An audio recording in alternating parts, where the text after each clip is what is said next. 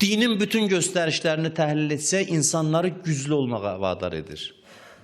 Məsələn, musiqi haqqında deyirlər, danışırlar. İndi yavaş-yavaş bəlli olur, zaman keçdikcə. Musiqinin bir sıra növləri din qadağan edir. Məlumdur, məzmunu, mahiyyəti bəzi musiqilər var ki, onlar haramdır. Onu dinləyəndə görürsən ki, insanı pis yollara çəkir.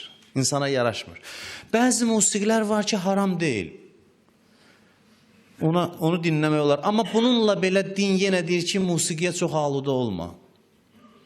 Müasir dövrdə gəlirlər, bu nəticəyə çıxırlar ki, çox musiqiyə qulaq asan adam zəifləyir, iradəsi zəifləyir. Bütün günü xəyal aləmindədir. Musiqinin insanı xəyal aləminə aparması var. Düzdür, sən həmin anda zövq alırsan, deyirsən, bunun nəyi pisdir? Mən demirəm pisdir mütləq mənada. Musiqinin hətta müalicəvi əhəmiyyəti kəşf olunub. Bəzi musiqi növləri var, insanın sinirinə müsbət təsir göstərirlər, hamısı öz yerində. Amma aluda olma, nə üçün deyir? Bu xırda bir hökmündə görürsən ki, hikmət budur ki, musiqiyə çox aluda olmaq insanı zəiflədir ruhi baxımdan.